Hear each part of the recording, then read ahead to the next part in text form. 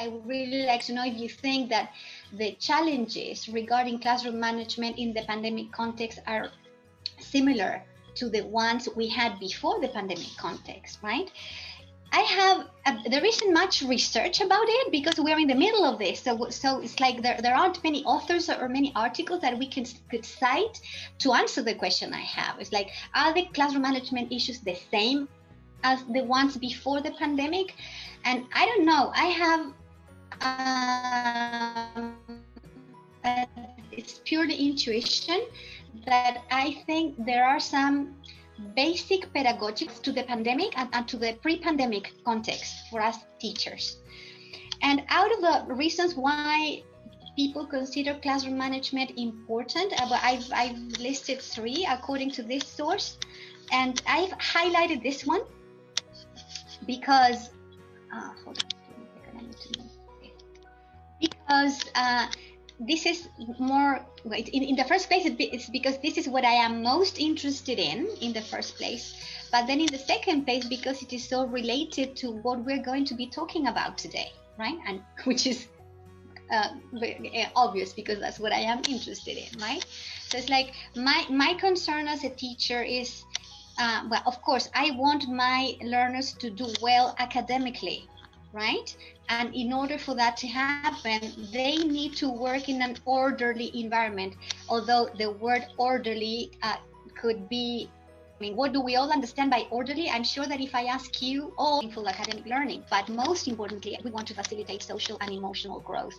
Without this, of course, it's very difficult for our learners to improve, to thrive academically, right? Okay. Having said that, I would like to cite an important author that I'm sure you know, and this is Marzano, and he wrote this article not very long ago, 2016, and he established 3 dimensions or 3 areas of classroom management, which he has called the key to classroom management, right? So I wanted to pay close attention because there are 3, and after these 3, there's going to be another poll, and I'm going to ask you which of these 3 areas that Marzano identifies as key are the most is the most challenging to you, right? So the first dimension is this one: appropriate levels of dominance regarding this. I mean, one area is can a teacher establish clear expectations and consequences? Can he or she establish clear learning goals? Can he or she exhibit assertive behavior, meaning that he or she's got the ability to stand up for one's legitimate rights in ways that make it less likely that others will ignore or circumvent them? This is the first one. So bear it in mind. I will go back to this slide later, but this is one area. Okay, so I want you to think of how efficient you consider yourself regarding this area, or how difficult or how challenging this dimension is for you. Okay, so now let's take a look at the second one. Another key to classroom management: can we as teachers provide flexible learning goals? Can we internally assess yourselves regarding this? It's like from 1 to 3, how strong or how I can't think of an adjective. How how efficient is the first word that comes to my mind regarding this dimension. And the third one is related to awareness of high need students, right? So just to name a few, later on, for those of you who are interested, I can send you the article for you to read it and see it in more detail. So we have high need students such as these ones. Passive students is one type of student who fall into 2 subcategories: those who fear relationships and those who fear failure. Bear that in mind. So it's like when we have a passive student, according to Marzano, it's because they are either in this category or in this category, right? What about those aggressive students, which are subdivided into these 3 subcategories: hostile, oppositional, and covert? The third one, Students with attention into these two categories, hyperactive and inattentive. And this other category that I thought was surprising, perfectionist students, as they are classified into this big category. And then this other group, socially inept students. Marzano calls them like that, is meaning that learners who have difficulties with their relationships, with their social relationships, right? So I'm going to ask Casey to send you the poll again, but I'm going to remind you. So I want you to assess yourselves and tell me which of these three dimensions is the most challenging for you in your teaching practice. So I'm going to remind you. So this is 1, levels of dominance regarding these areas. Then we have the second dimension, this one. How good do you think you are at doing this? And finally, these areas. So Casey, if you can send them the poll, please, and I would like you to tell me which of these three dimensions is the most challenging for you. But then I want to know if my prediction is right, because I know what I would answer, but I don't want to say it until I see what you got to say. Okay, so I was right with my prediction because I am also there. I am also in this band in number 3. I find that this is definitely by far the most difficult area of our teaching. It's not only the most difficult area regarding classroom management, but teaching. And you see 65 of you are there, and I am part of that. So, wow. Well, so I hope now that what I'm going to share with you is going to help you regarding this area that we've all agreed, I mean, most of us agree is the most challenging for us. Okay. And I found this quote from this source, and that was the title, A Two-Way Street. The way we think about people influences the way we behave towards people. The way we behave towards people influences the way they react to us, think about us, and behave towards us. Therefore, the way we think about people can influence the way we're treated in return. All right. And I think I am not a specialist in neuroscience at all, but it's one of the things that has been quite on lately regarding the mirror neurons, right? It's like I start yawning, and if I start yawning, you will start immediately yawning, right? And I took this picture from an article, scientific article, to show what I'm trying to say, right? It's like, I don't know, a mother, it's a big sister, I think in this case, is feeding the baby, and the baby is mirroring what she's doing. Even when this baby is younger than, he's like 11 months old or something. Here we go, right? So it's like this baby doesn't even speak, and has already got the potential of empathy just because of the mirror neurons, right? And I don't know if you can see the connection with what I'm saying. And if I go back to my previous slide, so it's got to do with, it's like, in other words, it's like the way we treat our learners, or the way we think about them is reflected in the way we treat them, and then we receive a similar treatment from them. So if, in other words, if I mean, be kind if you want to be treated kindly, right? The thing is that most of us, I think, were educated with an idea of discipline that was rooted in punishment as a means of dealing with disruptive behavior. Right? It's like I was educated like that. I was educated that's I don't know if I was explicitly educated like that, because in my teacher education program, I didn't have a subject called classroom management. It was always like indirectly mentioned, but I didn't have a subject like this. So the classroom management that I learned before studying many of the things that I've been studying was that if anyone misbehaved, I had to punishment. That's what I learned. And if I conducted a poll and I asked you the question, I guess that many of you would share a similar experience with me, right? But positive discipline invites us to look at discipline from a different perspective. It's not punishment. It's on the contrary. What we need to cultivate is the message of caring, right? And well, this is a quotation from the book. There's a series of books on positive discipline, which I find illustrates so well this, right? When children feel safe, when they feel that they belong and are significant, they thrive. They learn, they develop into capable people, and they develop social interest.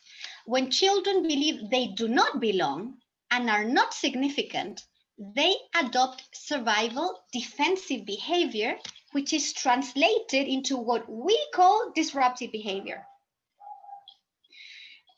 When I first came across this view of discipline, it was like, wow. So it's like, then I thought, well, okay, so every time I have disruptive behavior in the classroom, then it's because my learners feel that they do not belong. They feel that they're not contributing. And that's why they adopt defensive survival, for us, translation, disruptive behavior, right? So I wish I could have a dialogue with you about this now. It's like, how do you respond to this? What's your initial reaction to this? Perhaps many of you know about this. We have on the one hand the old school view of discipline, that discipline was punishing. If someone misbehaved, you had to punish them. And then on the other hand, we have now positive discipline, whose main message is the message of caring, right? So go ahead, Victoria, please. What's your view on this?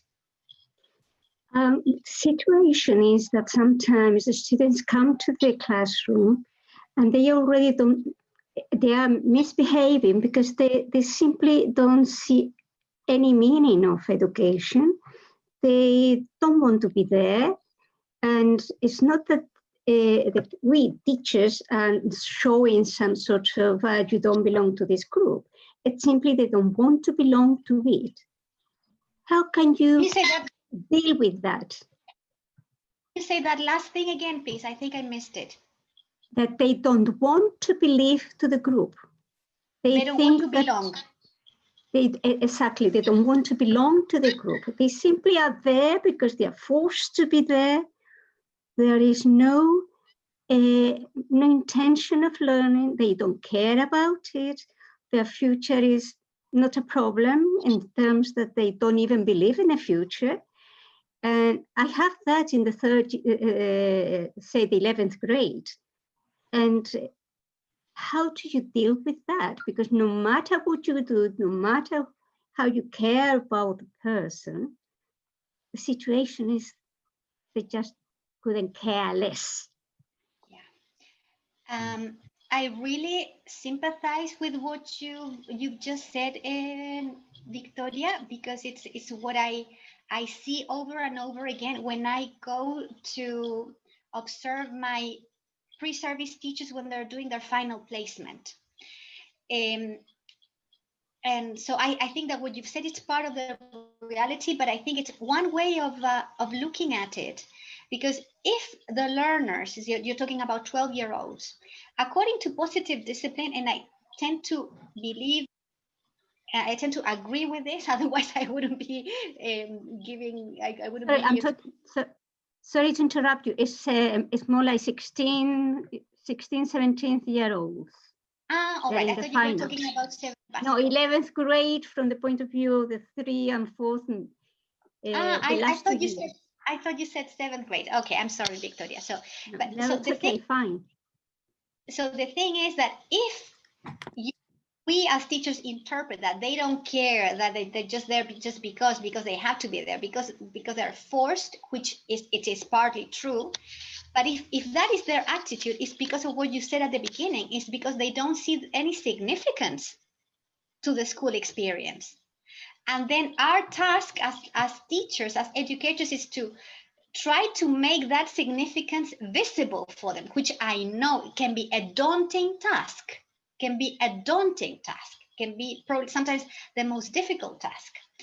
So I will continue with this, and maybe later on when we finish with this and there is time for you to ask questions and to have a dialogue, perhaps maybe we can go back to this.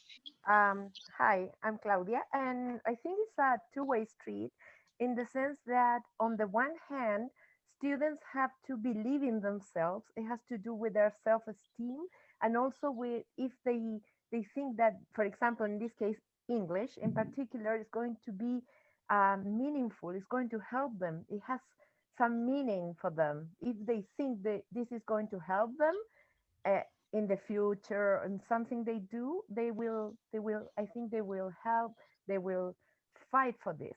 And on the other hand, it has to do with the teachers high expectations of your students. I think that's a key concept. You as a teacher have to believe in your students. You have to believe that they are able and they can do it, no matter the way, the time they take, they will eventually learn.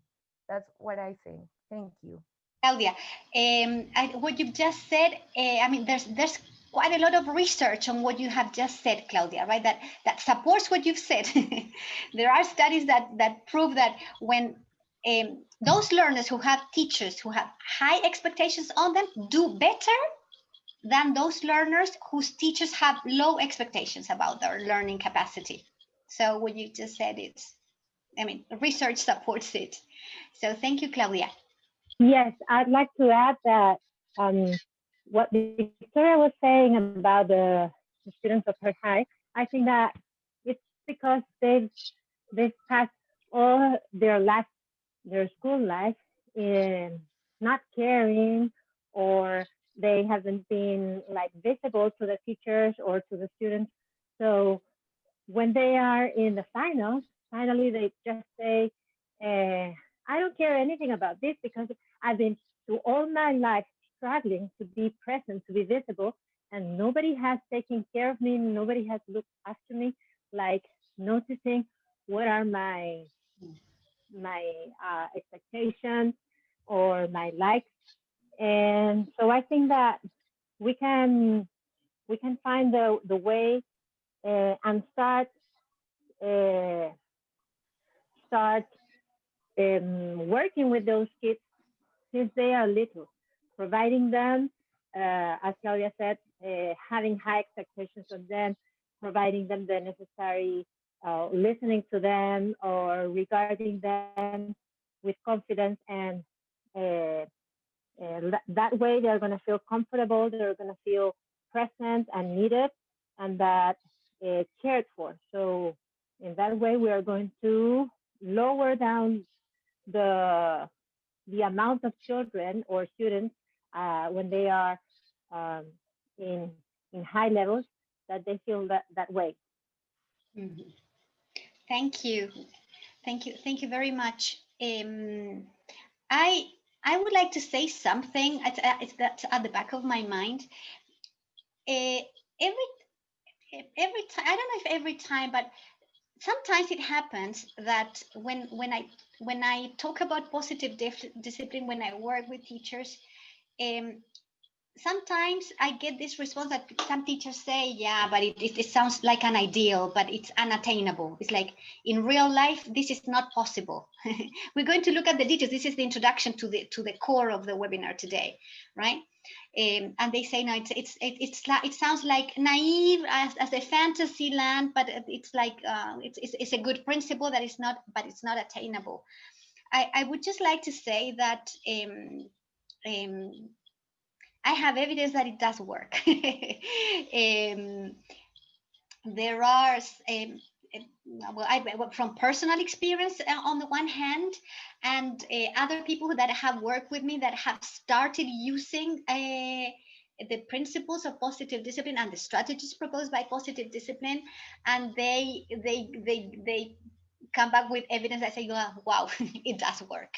It does work. But it's I don't want to be naive and think that this is something easy, because it's a different perspective from what we've been used to, from what we've been educated to do as educators, right? So I wanted to say that before there was another person who wanted to say something, Casey. There was Alejandra, but she hasn't said anything yet. Maybe you could continue, and if she turns on her microphone, because she has the ability to do that now. Well, so this is the message of caring is the foundation of positive discipline.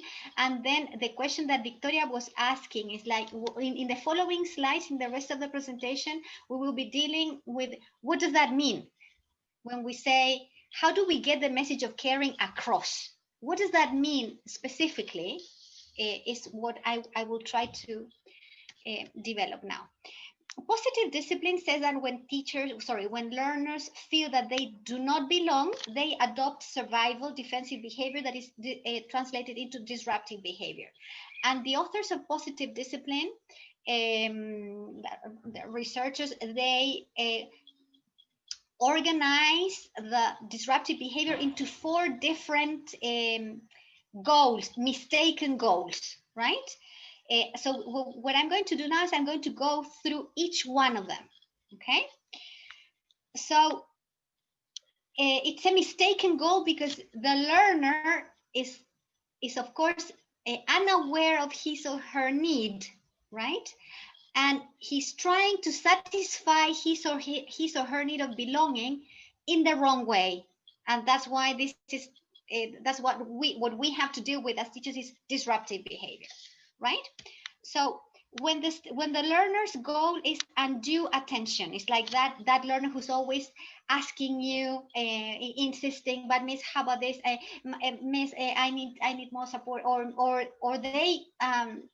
they're always like, we feel sometimes like nagging on us, right? So in other words, they're asking for attention, but in an undue way. And the message is to keep others busy or get special services.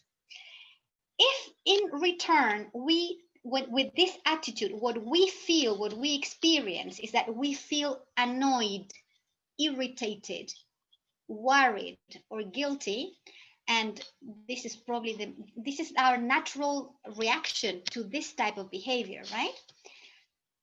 And as a consequence, if we feel this way, and as a consequence, we react, reminding, coaxing, or doing things for the child he or she could do for themselves. And as a consequence, the learner's response is, the learner stops temporarily, but later resumes same or another disturbing behavior. We need to understand that the belief behind that behavior is, I count or I belong only when I'm being noticed or getting special service. I'm only important when I am keeping you busy with me. This is the belief behind this behavior. Of course, it's an unconscious belief, right?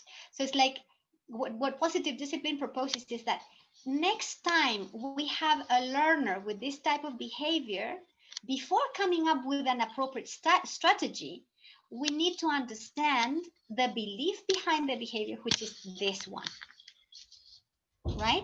It's not that the child wants to be a pain in the neck just because. It's because of this belief, right? So the coded message behind that behavior is notice me, involve me. That's what the child is indirectly asking us to do, right? So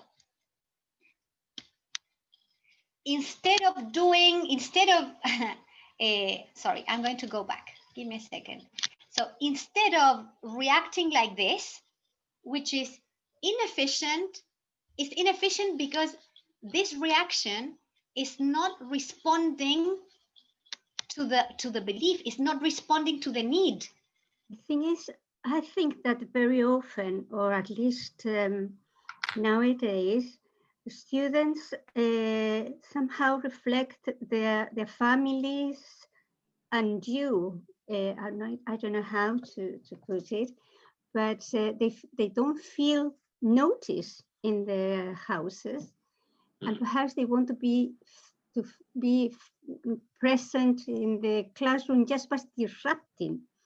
They bring out what they cannot express at home, and it becomes a sort of your authority in sort of and somehow the teacher is still an authority, although they don't recognize the authority, but your authority here in the school, you cannot do something against me.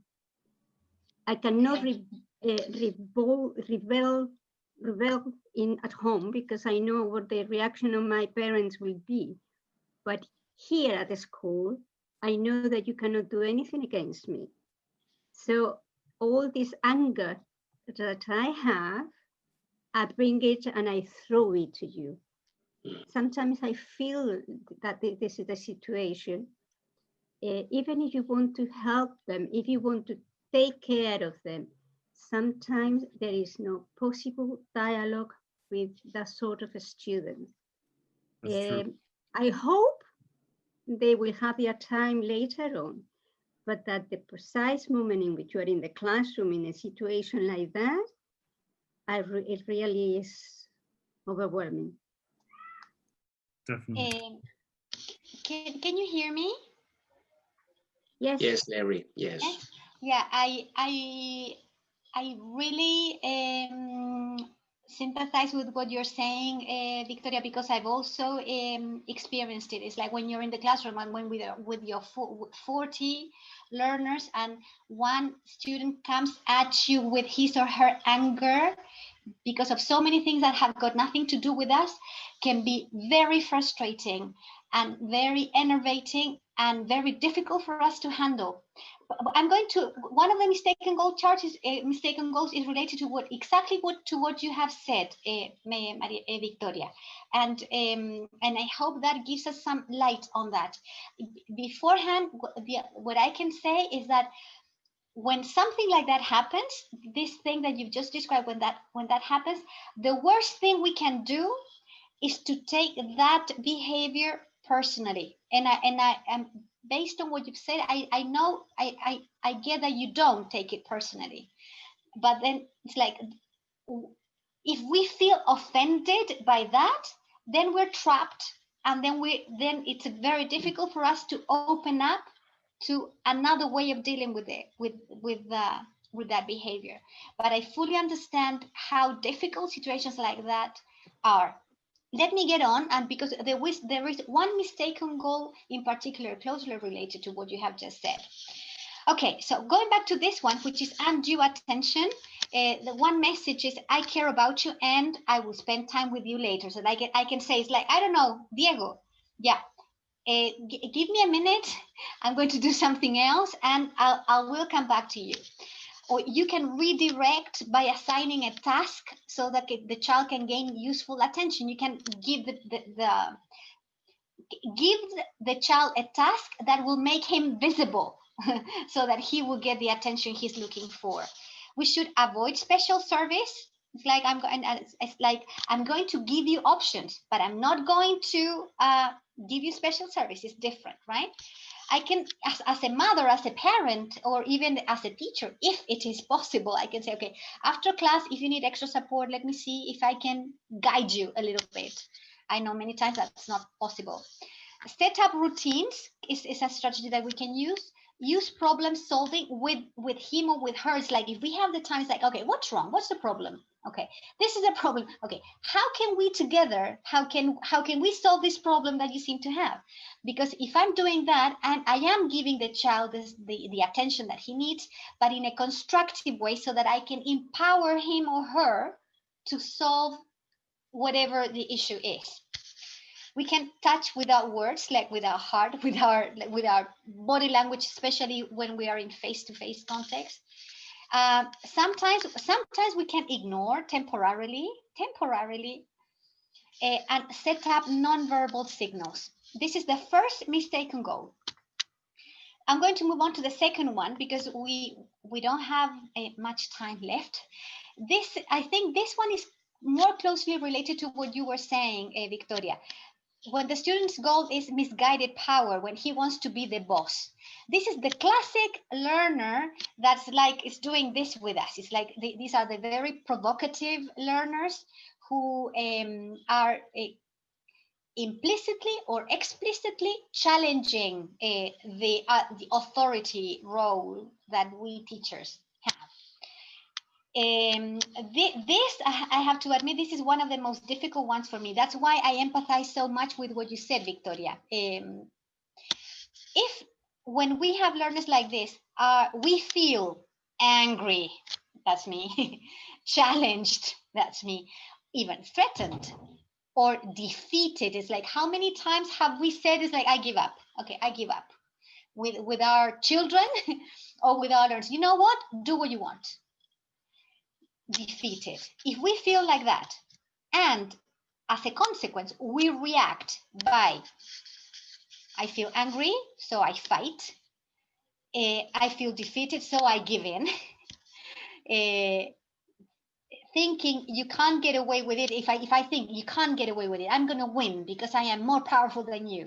Or if my reaction is with my body language, I communicate that I will make you do this, or if I want to be right. And as a consequence, the learner intensifies the behavior or the defiance. Or sometimes the learner complies, he goes back to his seat and he says, okay, all right, with that attitude. He complies, but he doesn't, right? Or the learner feels he or she has won when the teacher is upset and he's exercising his passive power. We need to understand this is the vicious cycle, right? That, or what I call this the trap. I have fallen into this trap so many times in my teaching years, because before I failed to understand that the belief behind the behavior is I belong only when I'm the boss, when I'm in control, or proving that no one can boss me. You can't make me. The coded message behind that is, let me help, give me choices. So in other words, we need to give the child the power or he or she is asking for, right? The thing is that how can we redirect so that we can give him or her positive power or opportunities to exercise, to exert that power positively in the classroom, right? So, empowering responses that we could come up with. Redirect to positive power by asking for help. It's like I need to think, okay, how can I engage that learner to give him power so that he or she can help me or help his classmates? Offer limited choices. Okay, I'm asking you to do this. You don't want to do it. It's like, okay. What if okay, we can negotiate and then you could do this other thing as an option. Don't fight. This is what I tend to do when this happens to me or has happened. Don't fight or give in. Withdraw from conflict. It's like it's another possibility. Breathe in and okay, leave him there and maybe breathe in, come down, and sometimes come back to that later. Be firm and kind. Act, don't talk. Sometimes, okay, this is what we're going to do. Decide what you will do. Let routines be the boss. Leave and calm down. It is an option for us. If we think we're going to lose our temper, it's like breathe in, breathe out, and leave and calm down if we can, if that's an option. Develop mutual respect, difficult. Set a few reasonable limits. Practice follow through later on, and encourage. I think that one thing that we need to understand when we have this type of defensive behavior is that the more aggressive a learner is, the more hurt and pain there is behind. And as you were saying, Victoria, that pain and hurt has probably got nothing to do with us. That pain and hurt comes from home. And we need to understand when a child is increasingly, I mean, the more aggressive he or she is, the more pain there is behind that behavior. Right? And it's so difficult for us to detach ourselves from the natural reaction and see it this way.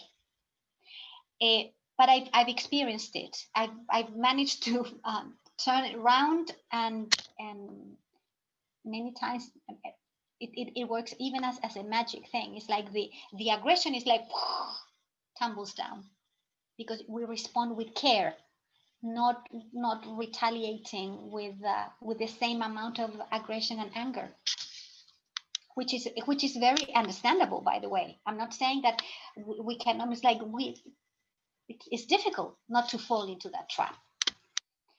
Okay, third mistaken goal, similar to the previous one, revenge, to get even. If as a reaction we feel hurt, disappointed. Lery? Yes.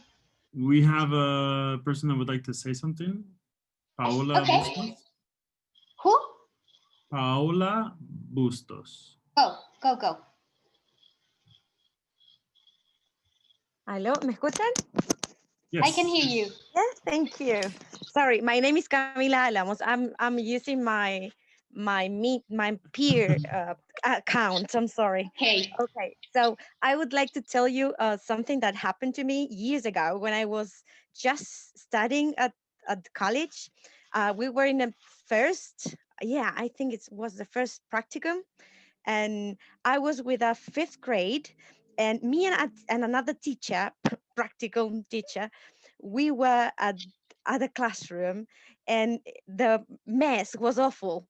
And well, we weren't guided by a teacher in that moment because the teacher was not present that day. So the both of us were like, oh my goodness, what are we going to do with these kids? We didn't have the tools. We were in third year of pedagogy. So it was really something awful. The kids were, most of them were like jumping from table to table, from chairs to table. One of them was like on the floor like a worm.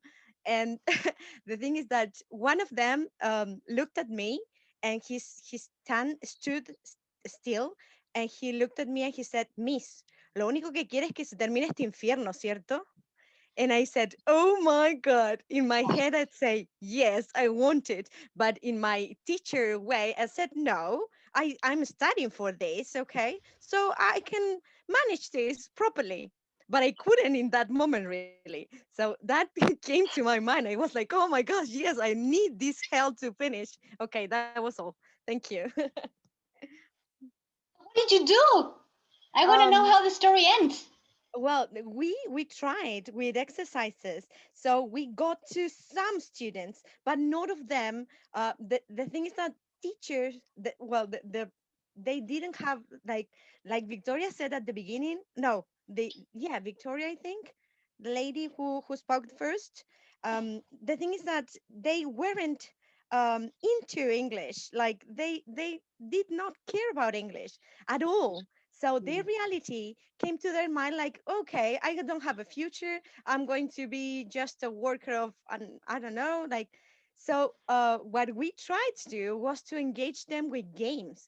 That is my motivational part. When I studied like at the college, my research was on that, like on how to motivate students through games, through things that came to them in interesting ways, not thinking of the teacher, thinking the part of the student.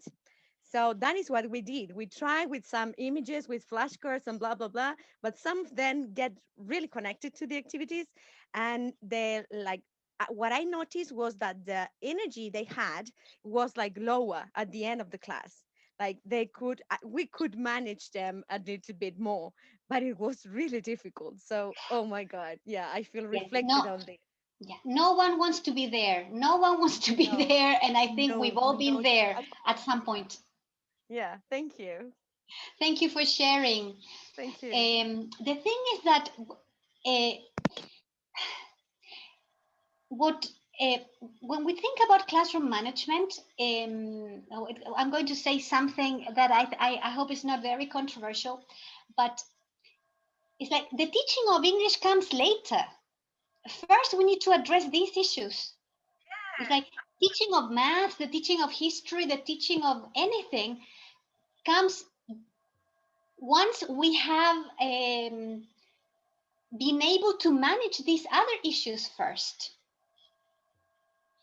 So although I can see the point that you've just made, right? It's like, how can I simultaneously motivate my learners so that they want to be in the English lesson? So how can I make English interesting for them together with these other things, right? Okay, let me finish because I think we're running out of, what's the time? So it's like myself. Okay, hold on. So, this is the third goal. We're going to go through this one and then the fourth one, and then there will be time for questions and dialogue, I think. So if the student's goal is revenge, to get even, and as a consequence, we feel like this. And as a consequence, we react by retaliating, getting even, thinking, how could you do this to me? Feeling like hurt. And the student's response is retaliates. It's like this escalation, right? This escalates, intensifies, escalates the same behavior, or chooses another weapon. The belief behind the behavior is, I don't think I belong, so I will hurt others as I feel hurt. I can't be liked or loved. The coded message is, help me, I'm hurting, acknowledge my feelings. Very similar to what I said before.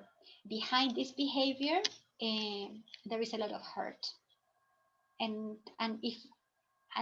unless we see it that way, it will be very difficult for us to come up with an appropriate strategy to deal with this. An alternative proposed by positive discipline is acknowledge hurt feelings. It's like if you got a student yelling at you in your face, or like, it's like we could. I tried it. I said, gosh, you're very angry. Sometimes I've done that, and that has an unbelievable effect. I acknowledge that you're very angry. Why are you so angry? And then the intensity of the aggression is reduced significantly. Avoid feeling hurt. That's so difficult. Avoid feeling hurt. Avoid punishments and retaliation. Build trust. Use reflective listening. Normally, when our learners get really aggressive, this normally requires an after talk. Like after the scene is over, it's like, okay, can we sit down and talk about this? I want to know what's going on. What's happening? I saw you were very angry, and I don't know why you're so angry. Can you let me know? Share your feelings. It's like, when I see you like that, it's like, I don't know what to do. I feel frustrated, and I don't know how to help. Make amends. Show you care. Encourage strength. Don't take sides. And finally, when the students go, assume inadequacy to give up and be left alone. This is the classic learner who wants to be left on his own. It's like, no, leave me alone. I don't want to work with anyone. Just, I'm fine here in my corner, right? If as a consequence, we feel in despair, we feel hopeless, helpless, or inadequate, we don't know what to do, how to encourage that child. And we tend to react by giving up. It's like, I give up. It's like, I pretend you're not here. Or I do things for the learner, or I overhelp. We must be aware that sometimes by overhelping, we are not acknowledging the true potential of our learners, right? We are not honoring their capacity by overhelping or by doing for them. And the student's response is, he retreats further. It's like and becomes passive, and there's no improvement and no response. We need to understand that the belief behind the behavior is, I can't belong because I'm not perfect. So I'll convince others not to expect anything of me. I'm helpless and unable. It's no use trying because I can't do it right. So it's like, if you can see, it's like this and the previous one, these are the things that break my heart, because it's like their self-esteem is below 10. It's not below 0, it's below 10. The coded message is, show me how to do it. Give me more small steps and celebrate my successes. And instead of overhelping, instead of doing for them, or instead of giving up, what we can do is break tasks down into small steps.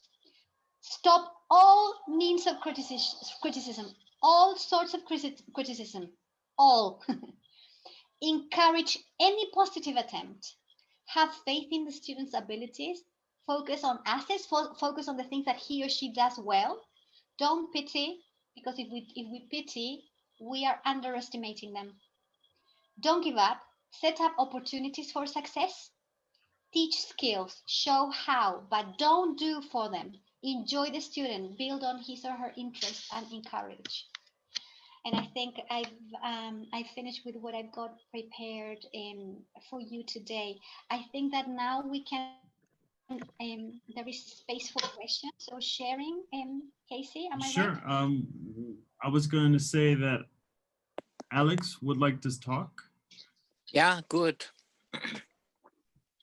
Larry, thank you very much for your presentation. As a preschool teacher with my 20-year teaching experience, and I think is that everything must be started in preschool, and the kids need to learn and they believe in themselves. And also we have to promote in the family the good behavior with the students. So we have to work a lot with the family. And also, as you say, kids need to taste every day the success. So if we just give them, you are not good, you are not capable, so this is difficult. So every day for a kid is hard. I was teaching Spanish in the United States in a low income school, and I have a lot of Afro-American students from poverty in the United States. And they say, why we had to learn Spanish? And I say, look at me, I come from the North Chile, for the long, very large country, far away here, I'm stay teaching in English with you, and ask the same question. Why I have to learn English in my school? So, and right now I'm saying in front of you. So we have to show the kids the success, they can do it, they can believe in that. So that's the way we need to teach. So thank you very much. And I very agree with your position about it, how to improve teaching. And first of all is the emotional quotation, so not the intelligent and more academic skills, just social skills. People in this moment, we need to improve our emotional skills on the life. That's it. Thank you very much. Definitely. Thank you, Alex. Thank you very Thanks, much. Alex. Would anyone else like to speak or make some comments?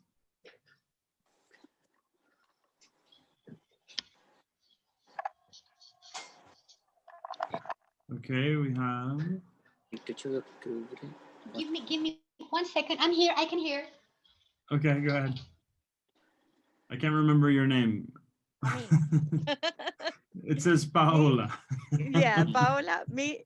Well, it's almost the same. We teach at the same school. My name is great. Camila Alamo. Okay, Camila. Okay. Thank you. Thank you. What I typed in the chat box, it was that in our Chilean reality, is that, well, in the school I teach, we are, for example, the maximum students are 23 people per classroom. but I've met teachers in other classrooms with 50, 45 students. And how can you deal with all these situations that Lery has said? For example, we have, for me, English is the excuse to form a good citizen in life, you know? So yes, it's important English, but we have to know, we have to be conscious about the reality of our colleagues. Some of them work with 40 people. And how can you deal with D8, like with all the problems that we mentioned at the beginning? Some of them suffer at homes. Some of them, one once told me, you're like my second mother, because she had a very, very strong and difficult relationship at home. And we have to deal with all those things. So I tend to say teachers are not just teachers. We are actors, we are mummies, we are daddies, we are nurses, we are psychologists, we are everything, you know, because our task is so important in society. And what we have to do is to deal with all these emotional backgrounds first before we start working with the real thing we have to do. So, well, we have to deal with English, but we also need to start working with all the emotional facts that we have behind. That if you pay attention in a classroom of 40 or 35 people or more, it's so tough, you know? So I was thinking of that. It's terribly tough. It's terribly tough. Terribly. Well, thank you, Paola. What I presented today is a contribution regarding one area of what we do, right? And under no circumstance do I think that what we do is easy, and under no circumstance do I think that what I propose will solve all the problems and all the issues, right? Because of what you've said, it's like there's so many variables that we have to deal with simultaneously. But I hope that this message of positive discipline can mean like a drop, one small contribution to start seeing things differently and start I don't know, having more strategies to deal with one area of what we do, right? Yeah, thank you so much. We have to be realistic. I mean, what you've said is like, I know, I've also been there, and I see it every time I'm working with my pre-service teachers doing their final placements. It's like it's incredibly tough. But with these things, with these little things, we can make things more possible for us, and so that we don't encounter constant permanent frustration, right? I have a question. How can we deal with difficult students or disruptive students in the virtual environment? What do you recommend? Yeah. I have no idea, Casey. Yeah. That's what I said at the beginning. It's like there's no research yet that can give us light on that. I think that because I imagine all my colleagues attending this webinar today have been teaching online. So I think that what we could do is that we could one day get together and share what strategies we have used to overcome the challenges we have online. I think that I based on what I've gathered, one of the challenges in the online format is having the learners participate. It's like most teachers are teaching to a screen with cameras off. Sorry? With black boxes. With black boxes and letters. With letters and black boxes, and we ask a question and there's silence. It's like I've experienced it myself. It's like I'm feeling terribly lonely. We have no idea what's going on behind the screen, behind those black boxes. I've seen that has been one of the biggest challenges, and I've tried. It's like whenever I start teaching a course, I say hi, and then I say, okay, guys, well, I would really appreciate it if you could turn on your cameras to say hi, to see what you look like. I understand that sometimes because of connectivity, it is not possible. Sometimes there are other issues like domestic issues and people don't want to show that. And I think that what I've done during this time is I've tried to strengthen. How can I say? I've tried to establish. I have doubled my efforts to try to establish a bond with my learners early on. Once I do that, my experience is that I start getting more participation with cameras on and more interaction with me, because I think that has been one of the biggest challenges. It's like teachers, we have been like on our own with hardly any interaction with our learners. Right. So I'm sorry, Casey, I don't have a big answer for that. I can only share my experience and what I've seen other teachers have been doing regarding this challenge. Okay. However, Casey, I said at the beginning that I think that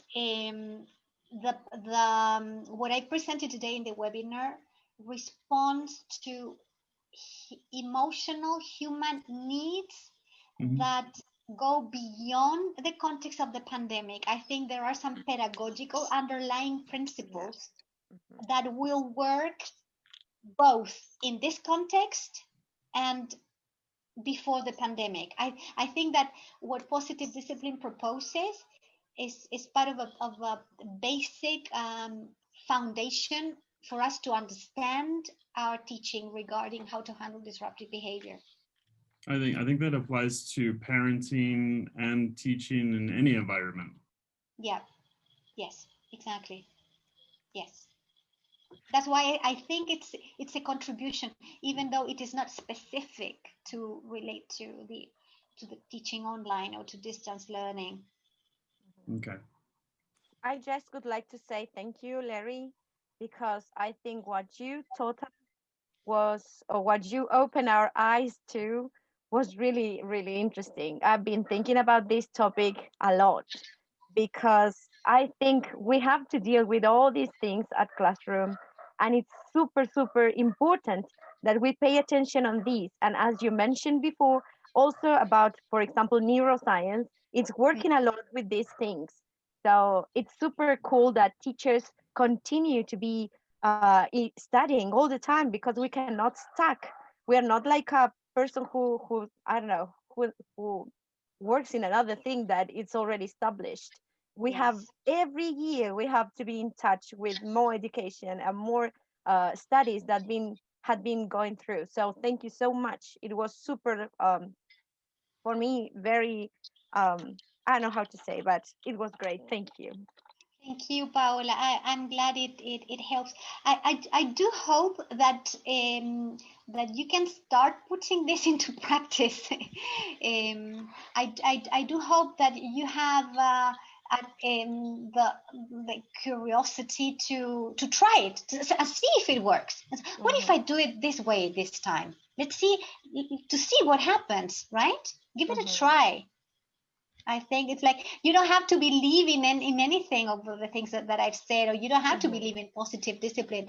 We believe in what works for us, but I think that we could try. If the strategies we use are not working, then why don't we try something else and see if it works for us, right? And if the things works, for example, what I do with my peer colleagues, well, not just in English, because I translate PowerPoint from English to Spanish. I like make them like easier, and I show them to the whole teachers for the whole like team, you know, for Spanish, for his history, etc., etc. Because I think teacher to teacher, we can make a wonderful world. But if we don't support each other, the fight is going to be lost. Yeah. I couldn't agree with you, Paola. Collaborative working, I mean, helping each other, right? Helping ourselves and helping each other. I couldn't agree more with you. Thank you, I Paula. think also sharing information about technology or different software that we can use to make our classes more engaging and more interactive, to actually get our students to turn on their cameras and participate. It's very important to share. Yes, I agree. Something that we have been doing as a team in my school, at the end of the day, we are supposed to close the day with our students, but they are not our real students. I mean, I teach a first grade, but I have to close the day with a third grade every week, once a week, right? So we have been sharing ideas, and I think they have been very successful. We have been doing different things because at the beginning we were supposed to ask them like, how was your day? Do you have any doubts? What homework you have for tomorrow? And boring stuff like that. So what I did, and we all did, because we discussed it later, it was like, for example, one day a challenge, like go bring me something round, something green, something, something metal. Make them move. So that so in that way your students are really engaged. They run, they come to you, and it has another bonus track, is that they have their camera on because they want to show what they brought. Yeah. So it helps for that too. And another day, I tell them to bring their favorite book and talk about it or show it, their favorite recipe another day. Another week it was telling jokes. Another week we told them riddles and they have to try to guess. Another day was tell me the origin of your name. Most of them didn't know, so I said, okay, those who don't know, next week as a challenge, you are going to tell me the story of why your parents name you after this person or whatever, so many ideas and we are sharing these documents. So whenever we do something interesting, we share the documents with our colleagues. And so it works beautifully. Teamwork, collaborative work. Thank you. Thank you so much for sharing that, Claudia. I really, good idea. I really think we should do what I said. I think there should be a webinar just amongst us teachers and share what has worked for us in this context. Practices. And sharing our practices, and we can come up with a beautiful, I don't know, document with effective practices in this context, because it's like we embody the wisdom because we are experiencing as we go, right? And I think that it's invaluable to learn about the strategies our colleagues have been using and have worked, right? Yeah. And build a body of knowledge that we can all share, right? Yeah, I'm also thinking that they're using the calendar every day with the kids. It's they support the anxiety, what's going on the next day. So usually we do not use the calendar every day. So I used to send the kids at home a printed calendar, and I color each week in different colors. And so I am organizing the time. So what is next day, what is coming, because this gives the kids the time sensations as they live in the time in every day. One of the kids are very lost at home. What day is today? It's summer, it's winter. They don't know how, they need to focus and help. Where are we going? Because it's the anxiety that they feel sometimes. It's difficult for them. Yes. Especially they have the death at home, there's like everybody can die in any time. So very scary in this moment. Thank you, Alex. I would like to share that because, I told you I work with pre-service teachers, and in the context of the pandemic, I was in charge of the observation practice the previous term, and I was deeply touched by how committed all the teachers observed have been to this. It's like it's like if people knew, and I'm sure that's a reflection of what you've been doing as well. If people knew how much heart it takes to be present for our learners in a context like this, oh gosh, it's like if only people knew. But we know because we've been there, right? It's like what you've said is like in this context more than ever, our presence has meant so much for our learners, emotionally speaking. Maybe we have contributed to giving them a sense of permanence, of continuity, of presence, because everything else is fading away, right? So it's like all my respects to you, dear colleagues, for being there. I really mean it.